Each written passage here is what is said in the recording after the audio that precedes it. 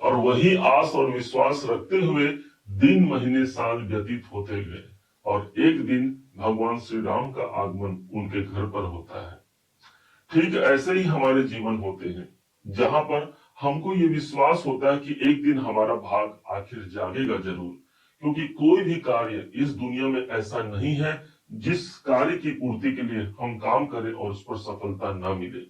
यदि हमारे मेहनत के अनुसार यदि सफलता नहीं मिल रहा है तो समझ लीजिए कि भाग्य अभी रूठा हुआ है या भाग्य अभी सोया हुआ है।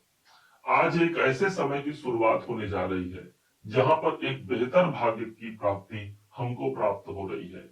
क्या और कैसा होगा, यह भाग्य का जागना, इस बात को बड़ी गंभीरता से समझिएगा, क्योंकि देव गुरु बृहस्पति का आगमन ठीक वृषभ राशि के धन भाव पर हुआ था 15 मई सन 2025 को, और तुरंत 12 जून को तकरीबन एक महीने का समय भी व्यतीत नहीं हुआ था और यही देव गुरु बृहस्पति अस्त हो गए थे। कारण हुआ भगवान सूर्य का आगमन ठीक वृषभ राशि के द्वितीय भाव पर होता है। सूर्य के तेज को देव गुरु बृहस्पति बर्दाश्त नहीं कर पाए और अस्त हो गए, और अंततः वो समय आता है जहां पर पूर्णता प्राप्त करते हुए यही देव गुरु बृहस्पति 9 जुलाई को उदित हो रहे हैं और साथ में इनका प्रभाव रहेगा 18 अक्टूबर सन 2025 तक। ये एक ऐसा समय है जहां पर हमारा सोया हुआ भाग्य जागने वाला है। ये एक ऐसा समय है जहां पर गुरु का वरदान हमें प्राप्त होने वाला है, क्योंकि भाग्य के कारक एकमात्र ग्रह है और वो है देव गुरु बृहस्पति। द्वितीय भाव पर ये जाग रहे हैं, अर्थात द्वितीय भाव सबसे ज्यादा प्रभावी हो जाएगा। कई लोगों का मानना है कि कर्म और भाग्य दोनों के समावेश के बगैर हम अपने जीवन पर तरक्की नहीं कर सकते। हाँ, ये बात पूर्णतः सत्य है। और कैसे यहाँ पर हमको कर्म का भी साथ मिलेगा, अर्थात शनि का साथ भी हमको इस बात की प्रमाणिकता देगा कि देव गुरु बृहस्पति हमको भाग्य उदित करा रहे हैं। बड़े ध्यान से समझिएगा, 4 बड़े ऐसे भविष्यवाणी प्राप्त होने जा रहे हैं जिसके माध्यम से आज कुछ बेहतर और कुछ बड़े अवसर की तलाश जो हम कर रहे हैं वो आपको यहाँ मिलने वाला है। इस बात को जानिएगा। सबसे बड़ा प्रभाव, देव गुरु बृहस्पति हमारे धन के भाव पर ही उदित हो रहे हैं, अर्थात जो सोया हुआ किस्मत है वो धन के भाव पर ही जाग रहा है। आर्थिक परेशानियों से मुक्ति ही नहीं बल्कि एक अच्छे आर्थिक लक्ष्य की प्राप्ति भी हम कर पाते हैं देव गुरु बृहस्पति के जागृत अवस्था पर आने से। यदि किसी कारण से पूर्व में हमने कौटुंबिक परेशानियों को देखा है तो समझिए देव गुरु बृहस्पति का जागना उस कौटुंबिक परेशानियों का अंत ही नहीं करेगा, बल्कि एक प्रसन्नता का वातावरण हमारे घर में हमारे पारिवारिक जनों के साथ हमको दिला पाएगा। द्वितीय भाव जागृत हो रहा है, अर्थात यही वो स्थान है जो हमारे स्वयं की वाणी का स्थान है और गुरु को हम भगवान मानते हैं।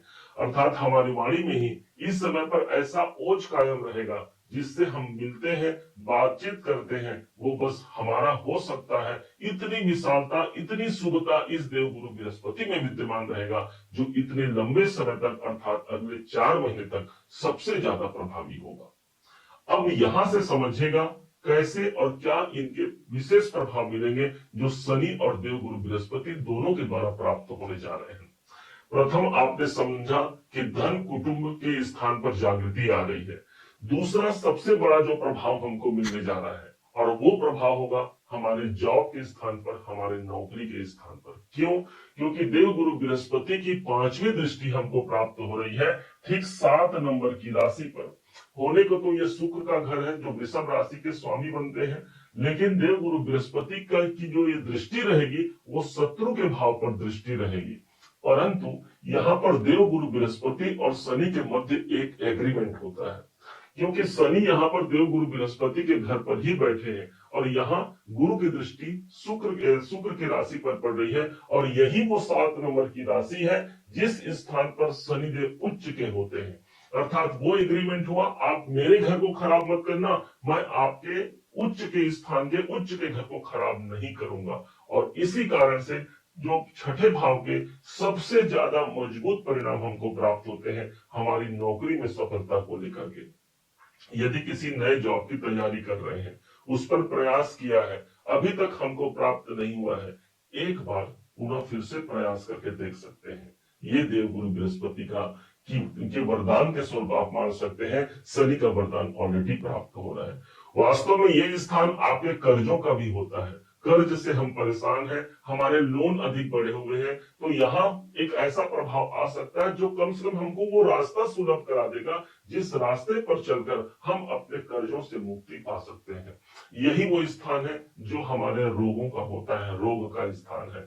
गुरु की दृष्टि आ रही है, रोग यदि कितने भी बलशाली हो, ध्यान रखिएगा, जा पर कृपा राम की होई, ता पर कृपा करहि सब कोई। अर्थात उस रोग के समन होने का यही शुभ समय होगा जहां उससे हम निजात पा सकते हैं। यही छठा घर वो स्थान हो गया यदि हम शत्रुओं से परेशान हैं, शत्रुओं से मुक्ति भी हमको प्राप्त होती है, क्योंकि यहाँ गुरु की दृष्टि पड़ रही है। हमेशा इस घर को ये 4 महीने तक प्रभावी बना करके रखेंगे।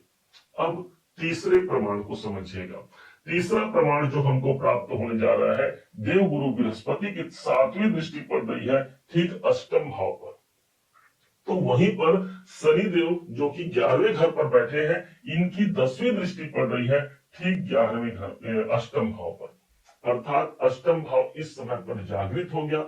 अष्टम भाव वो स्थान हो गया जो हमारे बाधाओं और परेशानियों का होता है, परंतु गुरु के दृष्टि के प्रभाव से और शनि के दृष्टि के प्रभाव से उस स्थान पर हम काम कर पाएंगे ना भाई। शनि हमारा कर्म है और गुरु हमारा भाग्य है, और जिसके कारण से मुझे परेशानियां आ रही हैं, मैं उस परेशानियों के निराकरण के लिए मैं कार्य करता हूं।